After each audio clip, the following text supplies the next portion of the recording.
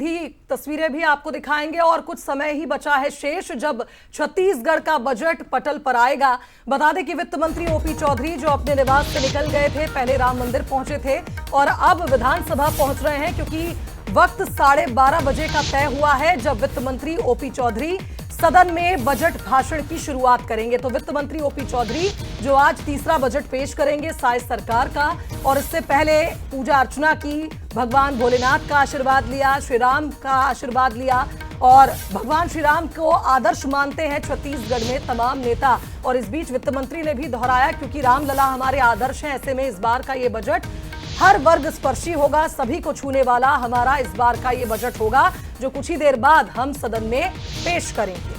तो आपको बता दें इस बार का जो बजट है वो पिछले साल से ज्यादा और इस बार फोकस रहेगा कई विशेष विभागों पर। जल संसाधन विभाग पर खास फोकस रहने वाला है, साथ ही बस्तर का विकास काफी ज्यादा महत्वपूर्ण है और इसीलिए इस लाल लिफाफे से खजाना खुल सकता है। शिक्षा, कृषि और ग्रामीण विकास को एक बड़ी सौगात मिलने की भी उम्मीद है। रेल मेट्रो की बात करें क्योंकि राजधानी को लगातार मेट्रो सिटी के रूप में विकसित करने की बात की जा रही है। जी राम जी के तहत ग्राम पंचायतों तक इसका लाभ पहुंचाने की बात करें तो ये वो कुछ खास विभाग और कुछ खास योजनाएं हैं जिन पर फोकस रहेगा। जो बीती योजनाएं चल रही हैं उनका विस्तार तो किया ही जाएगा, लेकिन हम लगातार शुभांगी देख रहे थे वित्त मंत्री ओपी चौधरी जब अपने निवास से निकले, उनके चेहरे की वो मुस्कान, और वो मुस्कान एक पॉजिटिविटी, एक ऊर्जा लगातार दे रही थी। और चलिए हमारे साथ अर्थशास्त्री जेपी पाराशर जी इस वक्त जुड़ रहे हैं।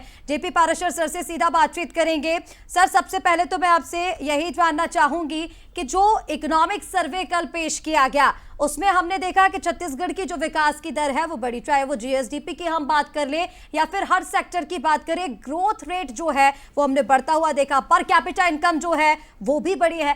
आप कैसे देख रहे हैं आज का बजट कैसा हो सकता है? हाँ, उससे ये बात तो साफ दिखाई पड़ती है कि जो वर्तमान स्थिति है छत्तीसगढ़ की अर्थव्यवस्था की वो काफ़ी अच्छी है और ग्रोथ की तरफ बढ़ रही है। तो मैं समझता हूँ कि ये जो बजट है इसमें वो जो ज्ञान का फार्मूला है, गरीब वाला, गरीब, युवा, अन्नदाता और नारी वाला, तो वो उस पर वो उनका फोकस रहेगा। तो किसान जो उन्नति योजना है उसमें वो प्रोविज़न बढ़ाते हुए दिखाई पड़ेंगे, महतारी वंदन योजना में प्रोविज़न बढ़ाते हुए दिखाई पड़ेंगे, मुख्यमंत्री खाद्यान्न सहायता योजना जो है वो उसका प्रोविज़न भी 4500 से 4800 करोड़ के आसपास होना चाहिए, 4800 करोड़ के आसपास। पीएम आवास योजना में भी प्रोविज़न बढ़ेंगे जी।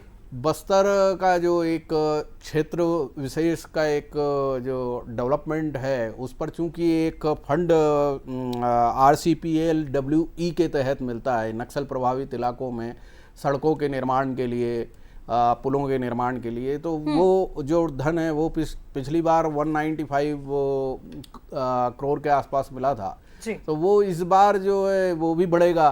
तो मैं सोचता हूँ कि ये जो जल संसाधन की जो योजना है, सिंचाई की योजना है, ताकि वहाँ पर जो कृषि का रकबा भी बढ़ाया जा सके और उत्पादकता भी बढ़ाई जा सके जी, तो ये इस पर वो फोकस करते हुए दिखाई पड़ेंगे। दूसरी तरफ जो कैपेक्स है वो इस बार छत्तीसगढ़ का केंद्र सरकार से जो राशि पिछली बार मिली है, मतलब यानी चालू वित्त वर्ष में जो मिली है जी, उससे ज़्यादा मिलेगी आने वाले वर्ष में।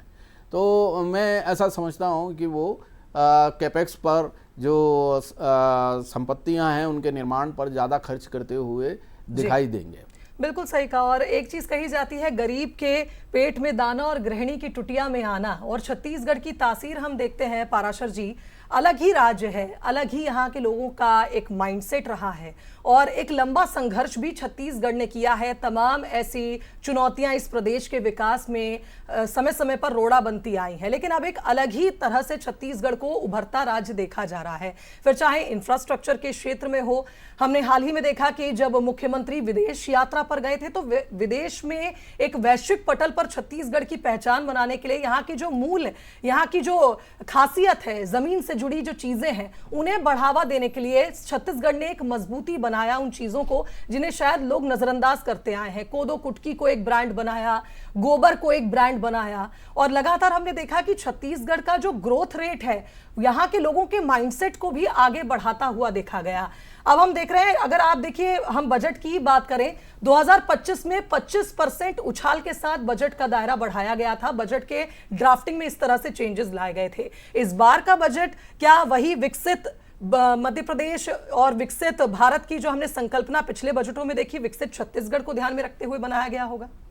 हाँ, छत्तीसगढ़ के साथ एक प्लस पॉइंट है, वो ये है कि उसके पास प्राकृतिक संसाधन काफ़ी ज़्यादा है और एक छोटा राज्य बना है। छोटे राज्यों में अगर आप देखें तो सभी तीनों राज्यों की जो ग्रोथ रेट है वो काफ़ी अच्छी रही है उनका अलग राज्य बनने के बाद जी। जब उत्तराखंड बना तो उसकी ग्रोथ रेट बहुत अच्छी हुई। इवन जो आखिर में तेलंगाना बना है तो उसकी भी बहुत ज़्यादा छोटा राज्य, ये देखा गया है सर्वेक्षणों में कि अगर 2.5-3 करोड़ की जनसंख्या के आसपास के जो राज्य हैं वो काफ़ी अच्छी तरक्की करते हैं। प्रशासनिक इकाई उनमें छोटी बन जाती हैं तो ज़्यादा लोगों तक आसानी से योजनाओं को पहुंचाया जा सकता है।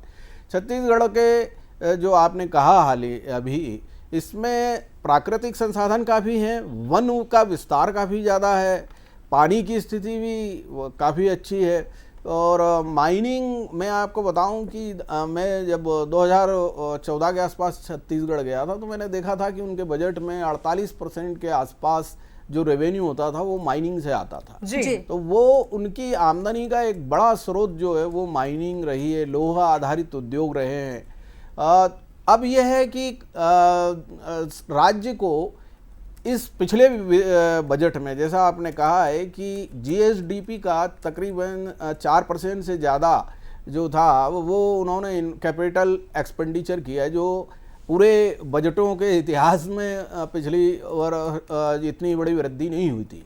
तो ये इस लिहाज से छत्तीसगढ़ के लिए काफ़ी बेहतर साबित होने वाला है कि उसका जो कामकाज रहा है, जो प्रदर्शन आधारित तो एक फंडिंग होती है जो केंद्र सरकार करती है जी। जो राज्य अच्छा प्रदर्शन कर रहे हैं उनको वो अतिरिक्त धन मुहैया कराते हैं। तो मैं समझता हूँ कि छत्तीसगढ़ के पास में फंडिंग की अपॉर्चुनिटी बहुत अच्छी है और वो ये जो उनकी महतारी वंदन किसान की योजना, इस पर तो वो उनका आप देखेंगे कि बजट का आवंटन बढ़ेगा। यानी कि जो योजनाएं चल रही हैं महिलाओं को लेकर या किसानों को लेकर के, उस पर भी इस बजट में फोकस देखने को मिलेगा। पाराशर जी, मैं आपके पास वापस लौटूंगी, लेकिन हमारे साथ कुछ और राजनीतिक मेहमान जुड़ गए हैं। बीजेपी प्रवक्ता के.एस. चौहान हमारे साथ जुड़ गए हैं, इसी के साथ अमित श्रीवास्तव जी हमारे साथ जुड़ गए हैं, कांग्रेस प्रवक्ता डॉक्टर अजय चंद्राकर हमारे साथ और शास्त्री जुड़ गए हैं, जेपी पाराशर जी हमारे साथ स्टूडियो में मौजूद हैं। आप सभी का बहुत बहुत स्वागत है बंसल न्यूज पर। और के.एस. चौहान जी, सबसे पहले मैं आप ही के पास आना चाहूंगी। देखिए, इकोनॉमिक सर्वे को लेकर के हम लगातार डिस्कशन कर रहे हैं और बहुत ही अच्छा इकोनॉमिक सर्वे, आर्थिक सर्वेक्षण जो है आया है, क्योंकि हमने हर सेक्टर में देखा कि ग्रोथ हुई है, विकास दर बढ़ी है। लेकिन एक चीज को लेकर के सस्पेंस जो बार बार हमारे सहयोगी ने वित्त मंत्री से पूछने की कोशिश भी की, इस बार की थीम क्या होगी, मैं चाहूंगी कि अगर आप जानते हैं तो उस पर थोड़ा सा प्रकाश डालिए और कैसा बजट होने वाला है, क्योंकि बहुत ज्यादा उम्मीदें हैं छत्तीसगढ़ की जनता को और हर वर्ग को आपसे। देखिए शुभांगी जी, उम्मीदें होनी भी चाहिए और जो कॉन्फिडेंस दिख रहा है हमारे वित्त मंत्री जी में, और वो कॉन्फिडेंस इसलिए दिख रहा है कि उन्होंने काम करके दिखाया है। भारतीय जनता पार्टी ने काम करके दिखाया है। पिछले 2 सालों का मैं आकलन करूं, बहुत कुछ हमारे साथी प्रवक्ता अर्थशास्त्री जी ने बताया है, जी ने, लेकिन मैं उसमें और थोड़ा सा 1-2 लाइनें ऐड करूंगा। तो जैसे प्रति व्यक्ति आय जो है वो 10.07% आगे बढ़ी है, ये अपने आप में अभूतपूर्व है। जहां पर हम लोग देखते थे कि अभी जहां 10,000 प्रति व्यक्ति आय रहती थी जब 2001 में, उसके बाद जब हमने कमान संभाली और लगभग 5 साल को छोड़ दें और बाकी के 17-18 सालों में जो हमने कमान संभाली है, तो 1,80,000 तक हमने प्रति व्यक्ति आय पहुंचाई है। ये अपने आप में बहुत अभूतपूर्व है। और उसके बाद जो जीएसडीपी बढ़ा हुआ है हमारा, वो 11.57% बढ़ा हुआ है, जो एवरेज प्रतिशत से ऊपर है। और रियल ग्रोथ जो होती है ना शुभांगी जी, वो किसी भी राज्य के लिए बहुत ज्यादा ऊपर उपयोगी रहती है। और एवरेज जो रियल ग्रोथ है वो लगभग 8% है, लेकिन हमारी 8.11% आई है। तो ये हमारे को दिखाता है, और इसीलिए जो उस श्रेणी में आते हैं हम लोग की अतिरिक्त हमारे को फंडिंग की जाए, बिना ब्याज के फंडिंग की जाए, तो 8,000 करोड़ रुपए हमारे को दिए गए। और उसके बाद शुभांगी जी क्या होता है कि जो तो इनकी चौहान साहब, यहाँ आपको रोकना चाहूंगी, कुछ रिएक्शंस आम जनता के मिल रहे हैं क्योंकि बजट से काफी उम्मीदें हैं आम जनता को, वो पहले सुन लेते हैं। सरकार का बजट पेश हो रहा है, बजट से क्या उम्मीदें हैं? हमारे साथ कुछ लोग हैं अंबिकापुर में। किस प्रकार का जो बजट पेश किए जा रहे हैं, क्या उम्मीदें हैं, क्या लगता है क्या मिल सकता है बजट में शामिल? बजट से उम्मीद यही है कि सरकार जो फ्री की स्कीमें हैं उसमें थोड़ा पैसा कम करे, और जो लोकल लेवल पे जो काम होने हैं उस पर पैसा थोड़ा बढ़ाए। जैसे सड़कों की मांग है, जो ग्रामीण क्षेत्रों के जो सड़क का डेवलपमेंट का काम है, या हॉस्पिटल वगैरह में जो काम है, ऐसे कई चीज़ें हैं जहां पर पैसे नहीं पहुंच पा रही है सही तरीके से, जिसके कारण कहीं ना कहीं स्थानीय स्तर पर जो पैसा आना चाहिए वो नहीं आ पा रहा है। तो सरकार को अपने आय के साधन बढ़ाने पर भी विचार करना चाहिए। आप क्या कहेंगे बजट को लेकर के? क्या लगता है कि क्या बजट में शामिल कर सकते हैं? यहाँ क्या आवश्यकताएं हैं? आवश्यकता तो बहुत है। किसानों के हित में अगर यहाँ कोई कोल्ड स्टोरेज हो जिसमें वो अपना उत्पादन रख सके, बहुत सारी चीजें हैं। सड़क आप देखे होंगे कि पिछले बार बजट तो पास होता है लेकिन धरातल पर सही उतरता नहीं है। देखने से तो लग रहा है 2 लाख करोड़, लेकिन वो पूरे धरातल पर नहीं आता है, बंदर बाट रास्ते में ही हो जाता है। तो अगर धरातल पर है तो बिल्कुल ही अच्छा काम हो जाएगा। इसलिए मैं सरकार से मांग करूंगा, सबसे पहले अपने आय बढ़ाने की व्यवस्था करें, क्योंकि कर्ज लेके और बजट पास करना कोई अच्छा कदम नहीं है, इसका मैं विरोध करूंगा। क्या लगता है कि शिक्षा के क्षेत्र में क्या आवश्यकता है, बजट में शामिल हो सकता है क्या? सर बहुत उम्मीद है हमें इस सरकार से, क्योंकि इन्होंने चुनाव के समय ही कहा था कि डबल इंजन की सरकार होगी। तो यही उम्मीदें हैं कि इस बार डबल इंजन क्या ट्रिपल इंजन की सरकार अगर छत्तीसगढ़ में है तो जनता के खाते में तो ज्यादा से ज्यादा लाभ आना चाहिए। चौहान साहब, आप हमारे साथ मौजूद हैं, कुछ बात आप कह रहे थे उसे पूरी करिए, उसके बाद मैं श्रीवास्तव जी के पास जाना चाहूंगी। जी, मैं इस पे इंगित करना चाहूंगा और हमारे दर्शकों को भी बताना चाहूंगा कि जो पिछली देनदारियां थी, पिछली सरकार की देनदारियां थी, उसका 39,000 करोड़ रुपया हम लोग ने दिया है। हर विभाग में देनदारियां थी, हर विभाग में इनको मतलब ये पेंडिंग रखे गए थे, मतलब पेमेंट्स जो है वो हमने 39,000 करोड़ रुपए दिया है। उसके बाद अभी हमारे जो एक दर्शक हैं वो बोल रहे थे कि कर्जा ना लिया जाए, तो मैं ये बताना चाहता हूं और आपके प्रसिद्ध चैनल के माध्यम से ये बताना चाहता हूं कि जीएसडीपी का 3% तक जो मानक है, जो आइडियल है, वो आप कर्जा ले सकते हैं, लेकिन हमारा 2.97% तक ही हमने रोक के रखा हुआ है। ये अपने आप में अभूतपूर्व है। लेकिन कांग्रेसी सरकार में आप जैसे केरल देख लें और दूसरी और 1-2 राज्य देख लें, तो उसमें जीएसडीपी से ऊपर का 3.5-4% तक का भी कर्जा लिया गया है। इससे पहले गंगवानी जी भी जब बैठे थे यहाँ चौहान साहब, तो वो कह रहे थे कि इतना कर्जा लिया और प्रदेश ने सिर्फ वादे किए, 2 बार बजट आया लेकिन छत्तीसगढ़ में कुछ उन्नति दिखी नहीं। और अब चूंकि श्रीवास्तव जी बैठे तो मैं यही जानना चाहूंगी, लगातार आरोप लग रहे हैं कि आपने पहले से ही, श्रीवास्तव जी, आपकी सरकार ने इतना कर्जा ले रखा था, आप लोगों ने इतने तमाम घोटाले किए हैं कि अभी तो सरकार उन्हीं को ही पटाने में लगी हुई है, उन्हीं को भरने में लगी हुई है। देखिए शुभांगी जी, मुझे ऐसा लगता है कि आज बजट पे चर्चा है, जिस दिन भ्रष्टाचार पे चर्चा होगा आप 6 घंटा रख लीजिएगा, मैं उस पर बोलने के लिए तैयार हूँ। और लगातार आप देखिए कि जिस प्रकार से इस देश में उत्पीड़न और प्रतिशोध की राजनीति चल रही है, शायद आप लोगों को चर्चा उस पर भी रखनी चाहिए, और मर्डर ऑफ डेमोक्रेसी पे मैं बोलने के लिए बिल्कुल रेडी हूँ। खैर, अभी मेरे काबिल मित्र जिस प्रकार के आंकड़े प्रस्तुत कर रहे थे, सरकार निश्चित तौर पर आंकड़ों में विकास दिखाने का प्रयास कर रही है, और लेकिन जनता अपने अनुभव से सारी जमीनी सच्चाई जानती है। क्योंकि हमारा ये मानना है कि बजट केवल आंकड़ों का दस्तावेज नहीं होता, ये जनता के विकास भविष्य का, जनता के विकास का रोड मैप होता है, ब्लूप्रिंट होता है। ये एक सरकारी कागज नहीं होता शुभांगी जी, ये ब्लूप्रिंट होता है।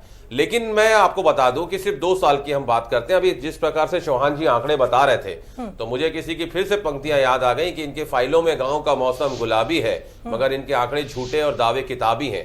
क्योंकि इन्होंने पहली बार लाया था ज्ञान, गरीब, युवा, अन्नदाता और नारी। अब गरीब तो और गरीब हुआ इनके कार्यकाल में, उसकी आय तो बढ़ी नहीं।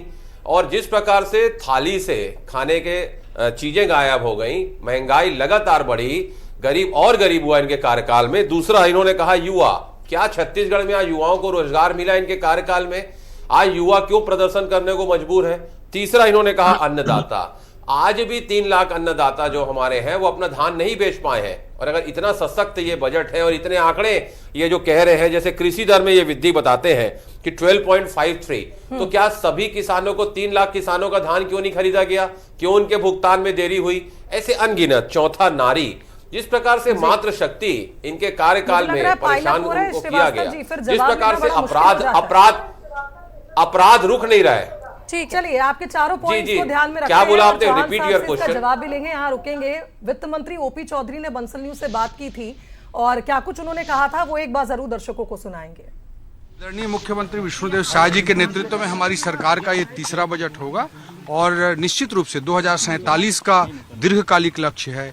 उसके लिए मिड टर्म 2030 तक के भी लक्ष्य हैं और हर बजट को एक वर्षीय लक्ष्य के रूप में उस विकसित छत्तीसगढ़ की ओर बढ़ते हुए एक कदम के रूप में हमको देखना चाहिए। उसी रूप में ये बजट आप सबको दिखाई। तो देखिए यहाँ पर मिड टर्म टारगेट की बात भी उन्होंने की कि 2030 तक के भी प्लान है और शॉर्ट टर्म प्लान है, यानी कि धीरे धीरे करके हर क्षेत्र में विकास किया जाएगा। श्रीवास्तव जी जल्दी से अपनी बात पूरी कीजिए। और देखिए बात तो यहाँ पर की जा रही है सुशासन से समृद्धि की, और सीएम साय का भी ये पोस्ट था, तो सुशासन की बात वो लगातार कर रहे हैं और आपकी सरकार बता रही है झूठ का पुलिंदा है, वादा खिलाफी है। लेकिन ऐसा भी नहीं है ना, जो इकोनॉमिक सर्वे सामने आया है वो पूरी तरह झूठ तो नहीं हो सकता। जो आंकड़े सामने आए वो पूरी तरह झूठ, कुछ तो विकास हुआ होगा ना सर? जी देखिए, मैं तो वही कह रहा था, मेरा चौथा पॉइंट छूट गया था। नारी, हमारी मातृशक्ति को जिस प्रकार से महंगाई से जूझना पड़ रहा है, अपराध जो बढ़ रहा है, 500 रुपए में सिलेंडर देने का वादा इन्होंने किया था वो आज तक फुलफिल नहीं किया। तो मैं वही आपके माध्यम से कहना चाहता हूं, आपने कहा आंकड़े, निश्चित तौर पे आंकड़ों पे एक्सेल सीट पे आप जरूर आंकड़े बना सकते हैं, कहीं कोई दिक्कत नहीं है। और आंकड़े बहुत ज्यादा झूठे भी नहीं होते आंकड़े, लेकिन जनता अपने अनुभव से सच्चाई जानती है ऋषिका जी। और मैं फिर वही कह रहा हूं, हम तो कह रहे हैं कि भगवान इनको सद्बुद्धि दे कि अच्छा बजट लाएं, छत्तीसगढ़ को उन्नति करने वाला बजट जवाब देंगे। उसके बाद डॉक्टर अजय चंद्राकर जी के पास में जाऊंगी। चौहान जी जल्दी से जवाब दे दीजिए। और जो सवाल उठाए जा रहे हैं, अभी आपने जनता की बात भी सुनी होगी, क्योंकि ये भी तो देखना होगा। इकोनॉमिक सर्वे आ गया, आंकड़े आपने बता दिए, ग्रोथ रेट जो है वो आपने बता दिया कि बढ़ रहा है, लेकिन जमीनी स्तर पर यानी कि धरातल पर ये कितना देखने को मिल रहा है वो भी तो देखना होगा ना सर। उस आंकड़ों को इन्होंने झूठ बोला, लेकिन एक भी आंकड़ा ये नहीं बता पाए हैं कि कौन सा आंकड़ा झूठ बोला है और कौन सा क्या बोलते हैं सच बोला है। ये बता ही नहीं पाए। 4 पॉइंट्स गिनाए तो थे चौहान जी अभी श्रीवास्तव जी ने। सुन लीजिए शुभांगी जी, ये मैं नहीं कहता हूं, ये central CSA, central surveyor association की रिपोर्ट बोलती है। जितने भी आंकड़े मैंने आपको दिए हैं वो वहीं से दिए हैं। तो सेंट्रल सर्वेयर एसोसिएशन की रिपोर्ट को आप बहुत बखूबी आप पढ़ सकते हैं, उसको कोई भी डिनाई नहीं कर सकता है। और जो प्रवक्ता यहाँ पर बोलते हैं कि हम झूठ बोल रहे हैं, तो वो वहां पर जाके वहां पर पढ़ सकते हैं, क्योंकि इनको सिखा के भेजा गया है कि वहां पर जाके सिर्फ बोलना है कि आप झूठ बोल रहे हैं। दूसरी बात, अगर 641 करोड़ रुपए प्रति माह आता है किसी हमारे महतारियों के अकाउंट में, तो वो झूठ कैसे हो जाएगा? दूसरी बात, इन्होंने 3 लाख किसानों की बोली कि 3 लाख किसानों को हम लोग दे नहीं पाए। हमने रजिस्टर किए थे लगभग 27 लाख किसान। उसके बाद 25,60,000 किसानों का धान खरीदा गया है और लगभग 1,40,000 किसान धान बेचने नहीं आए। जब से छत्तीसगढ़ बना है, जब से जितने रजिस्टर्ड किसान होते हैं उसके एवं में 100% किसान कभी भी किसी भी साल में वो नहीं बेचने नहीं आए हैं। अगर हम 75 दिन तक 80 दिन तक हम लोग अगर खोल के रखते हैं तो वहां पर सभी लोग आ सकते हैं और सभी अपना धान बेच सकते हैं। तीसरी बात, जहां पर ये लोग डिफरेंस का पैसा 3 से 5,000 करोड़ रुपए हर साल देते थे शुभांगी जी, हमने 13,000 करोड़ रुपया दिया है। 13,000 करोड़ रुपए, 1,40,000 करोड़ रुपया। लेकिन चौहान साहब, वक्त वक्त पर एक्यूरेसी को लेकर ये हमेशा सवाल उठाते आए हैं विपक्ष के तमाम नेता। हम इससे पहले भी जब डिबेट में बैठे थे तो श्रीवास्तव जी, जब पीएम आवास के आंकड़ों की बात हो रही थी कि छत्तीसगढ़ ने एक नया कीर्तिमान रचा है, तब भी आपको आंकड़ों पर भरोसा नहीं था। तो इसे जरा स्पष्ट करिए कि किन आंकड़े, जैसा कि चौहान साहब भी सवाल कर रहे थे, कौन से आंकड़े आपको झूठे लग रहे हैं, कौन से आंकड़ों पर आपको विश्वास हो जाता? बताइए जी। मुझसे पूछ रही शुभांगी जी आप? जी श्रीवास्तव जी, आप ही से पूछा है। आप जरा बताइए कौन से आंकड़े सही आपको लग रहे हैं और कौन से झूठे हैं, ताकि फिर के.एस. चौहान जी उसका जवाब दें।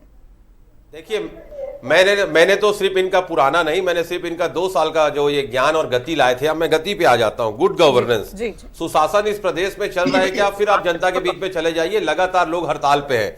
दूसरा, इंफ्रास्ट्रक्चर पे कोई काम हुआ नहीं है। टेक्नोलॉजी पे क्या कोई आरटी पार्क लगा है? क्या लोगों को रोजगार मिल रहा है? चौथा, इंडस्ट्रियल ग्रोथ। मैं आप इंडस्ट्रियल ग्रोथ अगर आप कह रहे हैं, इंडस्ट्रियल ग्रोथ अगर आप शो कर रहे हैं, मैं आपको बताना चाहता हूं कि अगर आप कह रहे हैं इंडस्ट्रियल ग्रोथ जो है इस बार 10.26% रहेगा, शुभांगी जी मुझको बताइए, इंडस्ट्रियल ग्रोथ अगर आपके सिर्फ 2 साल के बजट पे मैं बात करूं, कितना इन्वेस्टमेंट इस प्रदेश में आया, कितनी इंडस्ट्रीज वहां से डली, कितना लोगों को वहां से रोजगार मिला, और आगे छत्तीसगढ़ को उससे क्या फायदा होने वाला है? का एक नया अवसर लेकर आ रही है शायद सरकार। इससे पहले हमने देखा विदेश गए थे मुख्यमंत्री विष्णुदेव साय, वहां से भी तमाम MOU साइन हुए, तमाम उद्योगों की बात हुई।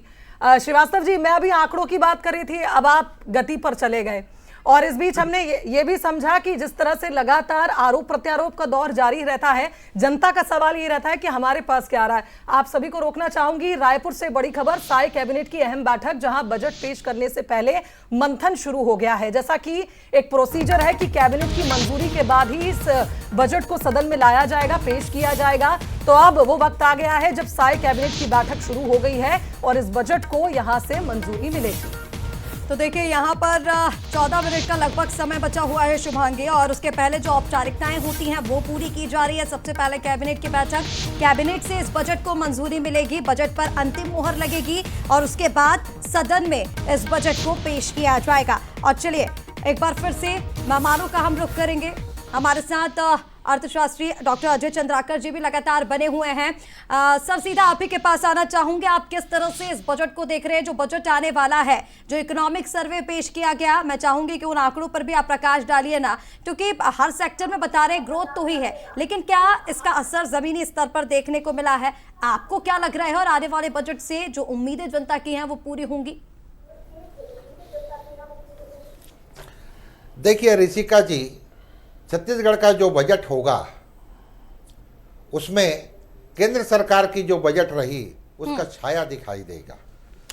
चाहे केंद्र सरकार की हम कह सकते हैं आर्थिक सर्वेक्षण हो या सीतारमण जी का बजट, वो ये, क्योंकि आज वित्त मंत्री जी के लिए सबसे बड़ा द्वंद्व का विषय यह है कि वो पूंजीगत व्यय में कितनी राशि प्रयोग करेंगे, खर्च करेंगे। ये बजट का की होगा। अगर पूंजीगत व्यय जिसे कैपेक्स कहते हैं उसमें 10% 12% भी वृद्धि होती है पिछले बजट से, और अगर गुंजाइश बनती है तो ये वित्त मंत्री जी को करना चाहिए, क्योंकि असंगठित क्षेत्र और संगठित क्षेत्र, कुछ देर पहले रोजगार की बात हो रही थी, तो असंगठित क्षेत्र में अब मनरेगा जो चलता है, केंद्र सरकार उसमें राज्यों को अब लाभांश देने, अपना हिस्सा देने की बात कर रही है, उसको बढ़ाया गया है जी। तो प्रत्येक राज्य के लिए, प्रत्येक वित्त मंत्री के लिए एक चुनौती है अनेक योजनाओं में। इसी तरह से सबसे बड़ी चुनौती ये है, ये बजट आज छत्तीसगढ़ के नॉन काउंटेबल फार्मर देखने वाले हैं, क्योंकि केंद्र सरकार का कैबिनेट सचिव जो केरल गवर्नमेंट को लिखा था कि आप MSP से ऊपर नहीं दे सकते, उसकी प्रतिलिपि प्रत्येक राष्ट्र स्टेट को पहुंची है। तो वित्त मंत्री जी क्या कैबिनेट सचिव के उस पत्र के अनुसार बजट को रखते हैं, या कैबिनेट सचिव के उस पत्र को इग्नोर करते हुए बजट देते हैं? यह बड़ी समस्या है असंगठित क्षेत्र के लिए, कामगार लोगों के लिए मनरेगा, या फिर हम कह सकते हैं संगठित क्षेत्र में अब क्या हो गया है, कैसा रोजगार कॉन्ट्रैक्ट लेवल पर, वो नहीं है व्हाइट कलर जॉब। और एआई का भी ये चुनौती है, तो वित्त मंत्री जी के लिए काफी चुनौती है। लेकिन इस बजट में सबसे की होना, देखिए सोशल सेक्टर में आप खर्च करोगे, आर्थिक क्षेत्र में करेंगे, सेवा क्षेत्र में करेंगे, लेकिन कैपेक्स वो की साबित होगा और उसके लिए कितना आवंटन होता है और वो आवंटन रिलीज। प्रदेश के कई बजट आपने देखे, चुनौतियों पर हमने बात करी। निश्चित तौर पर जिस तरह से हर वर्ग को साधने की बात सरकार करती है, हर साल जब बजट आता है, ये बड़ी बात है कि चुनौतियों पर हम बात कर रहे हैं, लेकिन अवसरों की भी अगर बात करें तो छत्तीसगढ़ का एक जो हमने देखा है डेकोरम बदला है, ग्रोथ के लिए सेक्टर्स की प्राथमिकताओं को बदला गया है और निश्चित तौर पर यह भी माना जा रहा है कि उन पहलुओं को ही ध्यान में रखकर शायद इस बार का बजट ड्राफ्ट किया होगा, जो ये लगातार इस बात को जोर देता है कि हम एक विकासशील से विकसित प्रदेश की ओर आगे बढ़ने के प्रयास कर रहे हैं। क्योंकि चौहान साहब हमारे साथ मौजूद हैं, उन्होंने अभी कहा कि आंकड़े नहीं हैं विपक्ष के पास हमें देने के लिए। अमित श्रीवास्तव जी, आप कुछ कहना चाह रहे थे, पहले आप उस बात को रखिए, क्योंकि अभी चुनौतियों का जिक्र किया है, काफी टेक्निकलिटी समझाई है हमें चंद्राकर जी ने। शुभांगी जी, सबसे पहले तो मैं आपको साधुवाद और धन्यवाद दूंगा। लंबे समय से हम लोग आपके साथ बैठ रहे हैं और आज स्टार्टिंग ही आपने इतना अच्छा किया। मुझे बड़ा अच्छा लगता है जब आप लोग तीखे प्रश्न हम लोग से करते हैं, सरकार से भी करना चाहिए। और लगातार मैं कुछ चीजें प्रस्तुत करना चाहता हूं कि देखिए, मैं चाहता हूं कि इनको भगवान सद्बुद्धि दे और ये अच्छा बजट पेश करे। शुभांगी जी, हम चाहते हैं कि हेल्थ सेक्टर पे ये काम करें, अंतिम पंक्ति में बैठे हुए अंतिम व्यक्ति तक को स्वास्थ्य का लाभ मिले, जिला अस्पताल का उन्नयन हो और प्रत्येक ब्लॉक में आईसीयू यूनिट की सुविधा होनी चाहिए, मेडिकल कॉलेज की संख्या बढ़ानी चाहिए, ग्रामीण स्वास्थ्य सेवा में सुधार होना चाहिए। शिक्षा पे अगर हम बात करें तो नए आत्मानंद स्कूल और खोलने चाहिए, इनको डिजिटल क्लासरूम पे ध्यान देना चाहिए। कोचिंग, बच्चों को कोचिंग नहीं मिल पाती है, छत्तीसगढ़ के नौनिहाल बहुत अपना और अच्छा कर सकते हैं, उन्होंने परचम अपना कई जगह फैलाया है। अगर उनको कोचिंग अगर हमारी सरकार की तरफ से मिल जाए तो वो और आगे जाएंगे। छात्रों के लिए स्टार्टअप फंड भी मुझे लगता है कि स्टार्ट करना चाहिए। और अगर आप एमएसएमई पे कहेंगी, उद्योगों पे अगर कहेंगी, तो मैं, मेरे काबिल मित्र चौहान साहब बैठे हैं, मैं चाहता हूं कि सरकार ऐसा बजट लाए। इसलिए विरोध करने के लिए हर बार हम लोग नहीं बैठते। अगर कुछ अच्छी चीज आएगी बजट में, मैं आपके यहाँ बैठा हूं अभी 1 घंटा 1.5 घंटा, मैं निश्चित तौर पे उसकी तारीफ भी करूंगा। और एमएसपी पे मुझे लगता है कि स्थानीय युवकों को वहां पर 50 से 75% तक प्राथमिकता मिलनी चाहिए। दूसरा कि किसानों की आय की सुरक्षा कानून होना चाहिए और भ्रष्टाचार रोकने के लिए डिजिटल मॉनिटरिंग सिस्टम सरकार को बनाना चाहिए। मेरे कुछ सुझाव भी हैं, लेकिन मुझे लगता है कि अब बजट आने वाला है और खनिज, क्योंकि we are very rich in mineral, हमारे यहाँ मिनरल भरपूर है, हम उसका कैसे उपयोग कर सकते हैं और उसका 50% जो फंड आता है वो लोगों की भलाई के लिए हो। स्वास्थ्य बीमा पे व्यवस्था होनी चाहिए। ऐसे अनगिनत अगर सरकार उसमें प्रोजेक्ट लाए तो मुझे लगता है निश्चित तौर पे हम तरक्की का गढ़ बनेंगे, समृद्ध, सशक्त और खुशहाल छत्तीसगढ़ बनाएंगे। हैं और आप तारीफ भी करते हैं। अगर आज के बजट में जो आपकी उम्मीदें हैं उन पर यह बजट खरा उतरता है तो मैं जानती हूं कि आप निश्चित तौर पर उसकी तारीफ भी करेंगे। तीखे सवालों के पीछे वजह यही थी कि अगर आप आंकड़े सही बताते तो शायद और अच्छे से सरकार से सवाल हो सकता कि आखिर कहां पर चूक रही है सरकार, क्योंकि विपक्ष एक अच्छा विपक्ष है छत्तीसगढ़ में जो लगातार प्रयास करता है सरकार को आईना दिखाने का वक्त वक्त पर। बिल्कुल। और श्रीवास्तव जी, निश्चित तौर पे आपने श्रीवास्तव जी अभी उठाए हैं, जो मांग आपने की है, क्योंकि विपक्ष के तौर पर जो आपकी उम्मीदें हैं, निश्चित तौर पर जब ये बजट सामने आएगा तो मुझे लगता है कि वो उम्मीदें पूरी होंगी। केएस चौहान जी, मैं आपके पास आना चाहूंगी। श्रीवास्तव जी की तमाम बातें अभी आपने सुनी है और जल्दी से इन बातों का जवाब दे दीजिए, हर एक बात का, क्योंकि हर एक क्षेत्र में उन्होंने कुछ ना कुछ मांग की है। वो ये कह रहे हैं कि वो चाहते हैं कि अंतिम पंक्ति में जो व्यक्ति बैठा हुआ है उस तक भी विकास पहुंचना चाहिए और आपकी योजनाओं का लाभ वहां तक भी पहुंचना चाहिए। बहुत ही अच्छे प्रवक्ता होने के नाते एक बहुत ही जिम्मेदार व्यक्ति भी हैं अमित जी, लेकिन मैं इनकी भावनाओं की कद्र करता हूं। और मैं ऐसे बहुत ही लोग हैं, बहुत कम प्रवक्ता हैं जिनकी मैं दिल से इज्जत करता हूं, लेकिन आज माननीय श्रीवास्तव जी ने ये नहीं बता पाया। 4 से 5 बार आपने पूछा कि श्रीवास्तव जी आप मुझे ये बता दीजिए कि ऐसे कौन से आंकड़े हैं जो हम जो मैं प्रस्तुत कर रहा हूं और उसका आप खंडन कर रहे हैं और उसका आप बता दीजिए, लेकिन बता नहीं पाए अमित श्रीवास्तव जी।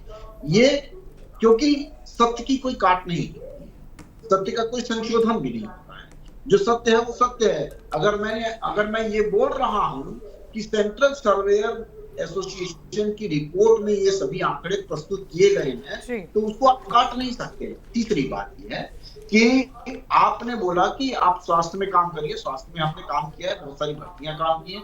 आपने बोला इंफ्रास्ट्रक्चर पे काम कीजिए, तो हमने 34,000 करोड़ रुपए हम इंफ्रास्ट्रक्चर पे लगा चुके हैं। और आपने बोला कि आप मातारी वंदन महिलाओं के लिए हम कर ही रहे हैं, शिक्षितों और बेरोजगारों के लिए कर ही रहे हैं। उसके बाद शुभांगी जी, मेरे को भी थोड़ा समय दीजिए ना, हम भी अपनी चीजें जो है ठीक है। लेकिन जो आंकड़े आप जानना चाह रहे हैं वो पूछ तो लीजिए सर श्रीवास्तव जी से। अब आंकड़े आप बोल रहे हैं कि श्रीवास्तव जी ने नहीं बताया, फिर वो जानेंगे ही नहीं। श्रीवास्तव जी हाथ खड़े कर रहे हैं। श्रीवास्तव जी आप सबसे पहले तो आंकड़े बता दीजिए, क्योंकि के.एस. चौहान जी बहुत बार इस बात का जिक्र कर चुके हैं कि आपने बहुत सारे सवाल तो उठा दिए लेकिन एक भी आंकड़ा अभी तक नहीं दिया है। देखिए, मैं आपको बता दूं कि आरबीआई की, जैसा अभी चंद्राकर सर ने भी कहा कि ये केंद्र से आधारित बजट होगा, तो आरबीआई का जो स्टेबिलिटी, फाइनेंशियल स्टेबिलिटी रिपोर्ट होती है उसमें 42% हम कर्ज में डूबे हुए हैं ऋषिका जी। और अगर कोई बच्चा पैदा भी इस देश में होता है तो 4,80,000 रुपए कर्ज में होता है। दूसरा, वर्ल्ड बैंक में हम सबसे ज्यादा कर्ज लेने वाले पूरे विश्व में इंडिया टॉप पे है। और मैं आपको बता दूं 24.4 बिलियन का कर्ज हम ले चुके हैं। और रही बात अब आंकड़े की, तो अब आप सुन लीजिए, कृषि दर में आप वृद्धि आपने जो बताया, मैं आपको बताना चाहता हूं 2024 में आपने कहा था 11.76% और 2025-26 में आपने कहा 12.53। शायद इसीलिए मैंने पूछा कि किसानों का ध्यान आप क्यों समय पे नहीं खरीद रहे हैं, उनको भुगतान क्यों नहीं हो रहा है। दूसरा, आप कह रहे हैं वृद्धि दर, तो 11.57 आप कह रहे हैं वृद्धि दर हुई है, तो युवाओं को क्या 11% इस प्रदेश में रोजगार मिला? क्या महंगाई 11% कम हुई? या जीएसडीपी से बढ़ने से आम आदमी की जेब भरी? ये भी आपको बताना चाहिए। मैंने बताया उद्योग में जिस प्रकार से आपने आंकड़े दिए 10.4 से 26 की वृद्धि, कितनी नई फैक्ट्रियां लगी। उसके बाद में सेवा क्षेत्र में आ जाता हूं ऋषिका जी। सेवा क्षेत्र में इन्होंने बताया है वृद्धि 13.15%। तो छोटे व्यापारियों की हालत क्या है, किसी से छुपी नहीं है। दूसरा, प्रति व्यक्ति आय पे भी मैं आ जाता हूं कि क्या प्रति व्यक्ति आय के समान बढ़ी है। और एक चीज, अहम चीज ऋषिका जी, एक अहम चीज, प्रति व्यक्ति आय जो ये बता रहे थे, अभी मैं आपके पास आंकड़े लेके आया हूं, पेपर आज का है, देखिए प्रति व्यक्ति आय राज्य की 17,000 रुपए बता रहे हैं। तो क्या जो जिस व्यक्ति प्रति व्यक्ति आए रायपुर में, चौहान जी आप आंकड़े पूछ रहे थे, पूरा न्यूज़पेपर उन्होंने बता दिया है। जल्दी से जवाब दे दीजिए सर, बाकी गेस्ट भी वेट कर रहे हैं। शिवांगी जी, आप ये बताइए कि जब इनकी सरकार का बजट 3 साल पहले आता है तो ये खुद बोलते हैं कि हमारी बजट की, हमारी प्रति व्यक्ति आय जो है वो 98,000 है, और आज उसको उसी चीज को यही तो धन्यवाद दूंगा। मतलब सुन लीजिए, आज उसी चीज को आप लास्ट जब बजट आपने पेश किया था श्रीवास्तव जी, तो आप याद रखिए कि 98,000 आप प्रति व्यक्ति आय की आपने खुद पुष्टि की थी। और उसके बाद ये पुष्टि करने की जरूरत नहीं है, ये टोटल जीडीपी, जीएसडीपी का आप डिवाइड करेंगे जनसंख्या से तो ये आंकड़े। चलिए, फाइनल काउंटडाउन शुरू हो गया है। चौहान साहब लौटेंगे आपके पास। और अब आप देखिए, वक्त नजदीक आ गया है जब बजट पेश होने का समय 12:30 बजे तय हुआ था, और अब हम देख पा रहे हैं घड़ी में 12:28 हो रहे हैं, यानी शेष 2 मिनट रह गए हैं। और अब प्रदेश का बजट जल्द ही आने वाला है। तमाम उम्मीदें, तमाम ऐसे कयास और जिस तरह से ये कहें कि संभावनाएं जिससे छत्तीसगढ़ भरा हुआ है, कई संभावनाएं, कई ऐसे नवाचार जो हाल ही में देखे गए। ऐसे में इस बार का बजट किसके लिए क्या खास लेकर आ रहा है, ये देखने वाली बात होगी, क्योंकि जो योजनाएं चल रही हैं, दीर्घकालिक इन योजनाओं का बजट क्या बढ़ाया जाएगा, क्या कुछ नए फैसले सामने आ सकते हैं इस बजट में। महतारी गौरव वर्ष छत्तीसगढ़ में इस साल मनाया जा रहा है, तो क्या महिला सशक्तिकरण के लिए और भी नवाचार किए जा सकते हैं बजट में। तमाम ऐसी बातें जो लगातार हो रही हैं, बस्तर के विकास को लेकर क्या खजाना खुलेगा, तमाम ऐसी अटकलें, तमाम ऐसी उम्मीदें। लेकिन कुछ ही देर बाद अब देखना होगा कि ये बजट कितना खरा उतरेगा इन तमाम उम्मीदों पर। चौहान साहब, आप अपनी बात पूरी करिए। मुझे लग रहा है महज 1 मिनट का वक्त बचा है, उसके बाद बजट भाषण शुरू हो जाएगा। देखिए शुभांगी जी, इन्होंने जो मैंने आंकड़े बोला था उसी आंकड़ों से हिसाब से बोला है उन्होंने कि हम अगर ये बात करते हैं कि 10.07% के हिसाब से हमारी इनकम पर कैपिटा बढ़ती है, तो ये कहाँ बोलते हैं कहाँ बढ़ी है, तो ये सब बोलने की बातें नहीं रहती हैं। आप देखिए, आपने पैसे खर्च हुए हैं, जितनी आय आ रही है, ये सभी चीजें, और उसके बाद अभी ये कर्ज की बात बोल रहे थे, तो कर्ज मानक दर से हमारा नीचे है, 2.97% है, जबकि मानक दर जो जीएसडीपी का होता है वो 3% होता है आइडियल उसके हिसाब से। और उसके बाद रियल ग्रोथ की बात कर रहे थे, तो रियल ग्रोथ में हमारा जो है 8.11% है। उसके बाद आप बात कर रहे थे, और रेवेन्यू सरप्लस जो इनके समय में 1700 से 1800 करोड़ रुपया आता था, वो हमारे अभी के हिसाब से 2804 करोड़ रुपए आया है। तो ये रेवेन्यू सरप्लस जो बढ़ा है। और कैपेक्स की जो बात कर रहे थे हमारे वरिष्ठ जो हमारे जो पत्रकार हैं हमारे चंद्रकर साहब, तो कैपेक्स निश्चित रूप से इस बार भी कैपेक्स जो है वो आगे बढ़ेगा, और जो कैपेक्स की भी जो ग्रोथ है वो हमारी 10% के आसपास है। तो वो उसमें हम लोग ये देख सकते हैं कि जैसा हमने पिछले 2 साल में हम करते हुए आए हैं, पिछले 2 साल में हमारा जो बजट का जो रेशियो है वो 30% बढ़ा है। वो तो मैंने भी आंकड़ों में देखा चौहान साहब, किस तरह से बजट का साइज बढ़ा, बजट का रेशियो बढ़ा। श्रीवास्तव जी क्या कहना चाह रहे हैं? जी देखिए, बड़ी विनम्रता के साथ मैं चौहान जी को याद दिलाना चाहता हूं कि आपकी डबल इंजन की सरकार है, डबल बेनिफिट जनता को मिलना चाहिए, डबल ट्रबल में वो जी रहे हैं। और जिस प्रकार से आप देखिए, अगर आपके दोनों जगह आपकी सरकार है तो महंगाई कम हो जानी चाहिए, रोजगार मिल जाना चाहिए, लोगों की आय बढ़नी चाहिए। और अगर देखिए एक्सेल सीट पे मैंने जैसा कहा ना कि बजट बनाना is different thing Chauhan ji, और लोगों के धरातल पर उतर के अगर लोगों को फील हो कि हाँ ये सरकार जो बजट बनाई है ये हमारे अनुरूप बनाई है, वो होता है क्रेडिबिलिटी की कमी है। आप लोगों को आप ज्ञान ले आए, गति ले आए, लेकिन जो 2 साल में दुर्गति हुई है वो आप भी बेहतर जानते हैं, मैं भी बेहतर जानता हूं। देखिए श्रीवास्तव जी का ये कहना है कि दुर्गति हुई है। हालांकि चौहान जी जो आंकड़े आप श्रीवास्तव जी से पूछ रहे थे वो आंकड़े तो उन्होंने बताया, जिक्र किया, लेकिन मैं ये चाह रही थी कि आप भी उन्हीं आंकड़ों पर जिक्र करें। ठीक है, कहां बता पाए? ठीक है, बता नहीं पाए आंकड़े। उन्होंने कुछ आंकड़ों का जिक्र किया था, बेरोजगारी को लेकर के, कृषि क्षेत्र को लेकर के। मेरा क्वेश्चन क्या था शुभांगी जी, मेरा क्वेश्चन ये था, ठीक है, कि जो मैं आंकड़े प्रस्तुत कर रहा हूं, क्या आप उसको झुठला सकते हैं? क्या आप उसको डिनाई कर सकते हैं? जी नहीं। देखिए, जो एकात्म परिसर से आंकड़े मिले हैं वो डिफरेंट है, दिक्कत यहीं पर है। क्रेडिबिलिटी की बात की है चौहान साहब, इस पर पहले आप बात करें।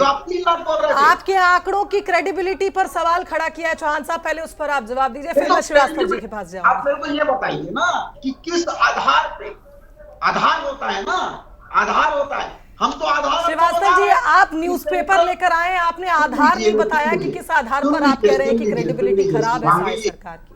शुभांगी जी, हम अपने आंकड़ों का आधार बता रहे हैं कि सेंट्रल सर्वेयर एसोसिएशन की रिपोर्ट है, लेकिन आप अपने आंकड़ों का आधार नहीं बता पाएंगे, कभी भी कुछ नहीं बता पाएंगे। आप सिर्फ हवाई बात। शुभांगी जी मैं जवाब दे दूं, शुभांगी जी मैं जवाब बोलिए श्रीवास्तव जी। मैं तो धन्यवाद देना चाहता हूं अपने काबिल मित्र का कि कम से कम वो आंकड़े बताने की हिम्मत तो कर रहे हैं। ये तो यहां पर जो केंद्र की सरकार है उन्होंने सारे आंकड़े छुपाए हैं, चाहे कोविड काल से हम ले ले, चाहे बेरोजगारी का आंकड़ा ले ले, महंगाई का आंकड़ा ले ले, लेकिन मुझे दुख का विषय यह है कि जो एकात्म परिसर से लिख के इनको आंकड़े मिल गए हैं वो डिफरेंट है। आप जनता के बीच में जाइए, उनसे आंकड़े लीजिए, आपको समझ में आ जाएगा चौहान साहब कि there is a lot of difference between both the आंकड़े जो आप प्रस्तुत कर रहे हैं और जनता जो फील कर रही है। आप जो बजट ला रहे हैं वो जनता को फील होना चाहिए।